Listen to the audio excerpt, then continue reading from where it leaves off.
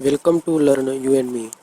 इस वीडियो में मैं आपको यह बताऊंगा कि एक्सेल में बिना माउस का यूज़ किए रोज़ एंड कॉलम्स को कैसे इंसर्ट कर सकते हैं। सबसे पहले मैं यह बताना चाहता हूं कि एक्सेल में माउस का यूज़ करके कैसे रोज़ एंड कॉलम को इंसर्ट कर सकते हैं।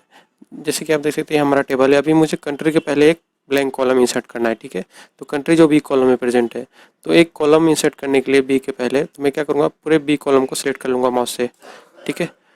उसके बाद मैं क्या करूँगा, माउस का राइट क्लिक करूँगा। यहाँ पर देखिए इंसर्ट ऑप्शन आ रहा है, इंसर्ट पे क्लिक कर दूंगा। तो कभी भी कॉलम जो होता है, आपका नया कॉलम जो इंसर्ट होता है वो सिलेक्टेड कॉलम के लेफ्ट में होता है। तो देखिए, तो लेफ्ट में आ गया, ठीक है। इसी प्रकार आपको अगर डी और ई के बीच में दो ब्लैंक कॉलम चाहिए तो ई और इफ को सिलेक्ट कीजिए, क्योंकि हमेशा ब्लैंक कॉलम जो क्रिएट होते हैं लेफ्ट में क्रिएट होते हैं, ठीक है। तो ई और एफ को सिलेक्ट करना पड़ेगा। राइट का माउस क्लिक कीजिए, उसके बाद इंसर्ट कीजिए, ठीक है। देखिए दो ब्लैंक कॉलम क्रिएट हो गए, ठीक है। इसी तरह कुछ आप रो भी क्रिएट कर सकते हैं। रो को सिलेक्ट कीजिए, माउस का राइट क्लिक कीजिए, उसके बाद इंसर्ट। तो देखिए रो हमेशा ऊपर की तरफ इंसर्ट होता है।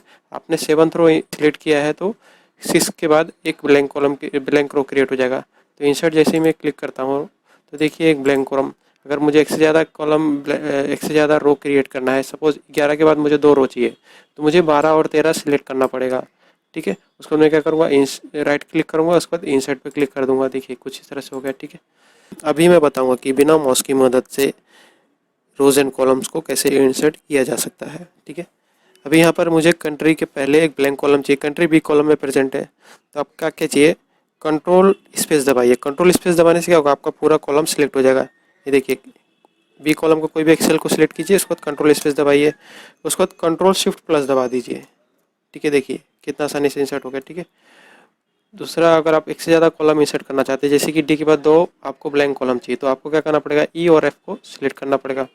ई और एफ को मैंने सिलेक्ट किया कंटिन्यूस, उसको कंट्रोल स्पेस दबा दूंगा तो दोनों कॉलम सिलेक्ट हो जाएंगे। आप ऐसा भी कर सकते हैं, कंट्रोल स्पेस दबाया तो ई सिलेक्ट हो गया, उसके बाद मैं शिफ्ट दबा के राइट एरो दबाता हूँ तो ई और एफ सिलेक्ट हो गया। उसके बाद कंट्रोल शिफ्ट प्लस दबा देता हूँ, ठीक है। ये एक तरीका हो गया। दूसरा तरीका यह है कि मैं जैसे कि एच के पहले मैं कॉलम क्रिएट करना चाहता हूँ, तो एच कॉलम में कोई भी एक्सेल को सिलेक्ट कीजिए, उसके बाद कंट्रोल शिफ्ट प्लस दबाइए, ठीक है। प्लस दबाइए, जैसे कि देखो हमारे पास इंसर्ट का ऑप्शन आ गया। देखिए ये देखिए हमारे पास इंसर्ट का ऑप्शन आ गया। अब इसमें हमको क्या करना है, कॉलम क्रिएट करना है। तो हम column enter column down arrow दबाकर एंटर कॉलम पे आ जाएंगे, ठीक है। देखो एंटर कॉलम सेलेक्ट होगा, उसके बाद मैं एंटर कर दूंगा। देखिए एंटर कॉलम इंसर्ट हो गया। अगर मुझे इसके पहले प्रोडक्ट के पहले डी कॉलम के पहले 2 कॉलम इंसर्ट करना है, मैं क्या करूँगा, डी और ई का कोई एक सेल सिलेक्ट करूँगा कंटिन्यूस, डी का, और उसके बाजू वाला सेल ई वाला सिलेक्ट किया, फिर कंट्रोल शिफ्ट प्लस दबाया, इंसर्ट आ गया।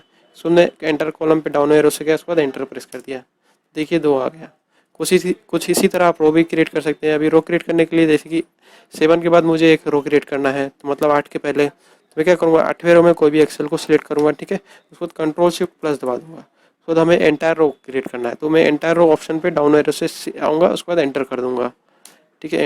एंटर की प्रेस कर दिया, ठीक। अगर आपको 12वीं के बाद 3 रो चाहिए, ठीक है, तो आपको क्या करना पड़ेगा, 13वें 14वें 15वें का कोई भी एक कंटिन्यूस रेंज सेलेक्ट कीजिए, ठीक है। उसके बाद कंट्रोल शिफ्ट प्लस कीजिए, ठीक है। कंट्रोल शिफ्ट प्लस किया आपने, उसके बाद एंटायर रो पे आइए डाउन एरो से, उसके बाद एंटर की प्रेस कर दीजिए। तो देखिए कितना आसान है। अभी मैं आपको दूसरा मेथड बताता हूँ रो इंसर्ट करने का। हमें 10वें रो के बाद एक ब्लैंक रो चाहिए। तो आपको जैसे कि पता है कि रो हमेशा ऊपर की तरफ क्रिएट होता है, तो हमें 10वें के बाद एक ब्लैंक रो चाहिए, तो हमें जो 11th रो है उसको सिलेक्ट करना पड़ेगा, ठीक है।